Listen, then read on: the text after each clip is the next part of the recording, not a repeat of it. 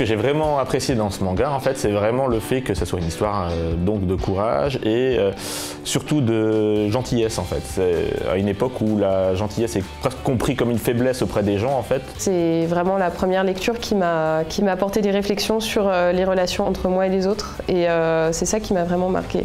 Ça peut paraître un peu cucu au début, mais que vraiment c'est des messages d'amour, de tolérance, de tellement de choses au final, et la personne va forcément se retrouver dans un des personnages. Les personnages, ils sont d'une richesse et d'une beauté humaine incroyable. Ce que j'aime dans ce manga, c'est comment ils ont vraiment utilisé l'histoire justement des animaux, du zodiaque, et les répercussions qu'il y a sur les personnages qui sont hantés par ces animaux du zodiaque.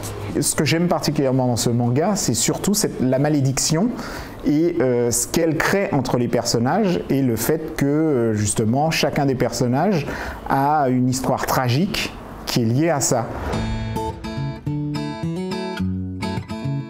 Fruits Basket, je le conseillerais parce qu'il y a beaucoup de personnages différents déjà dans toute la famille avec tous les animaux qui se transforment.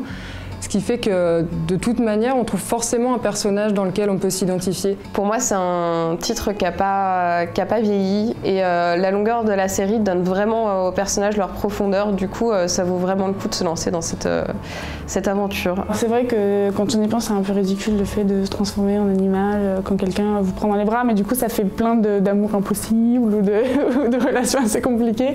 Et puis, il y a aussi un côté très, très comique. Ce n'est pas qu'une histoire d'amour, c'est vraiment une histoire de personnages qui ont vécu des choses assez tristes, assez tragiques et qui doivent affronter ça. L'histoire, elle est tellement universelle, elle parle un petit peu à tout le monde, aux jeunes, aux vieux, aux filles, aux garçons.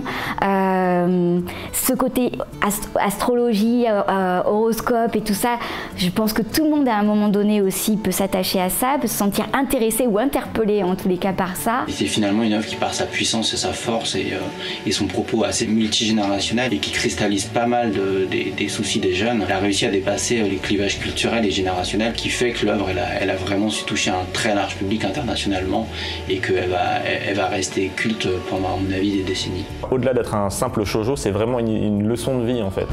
On en ressort là grandi et on ressort de la lecture avec vraiment des questionnements et même des réponses pour vivre heureux en fait. Et c'est tout la combinaison de ces différents ingrédients qui fait que ça a été un coup de cœur dès le début.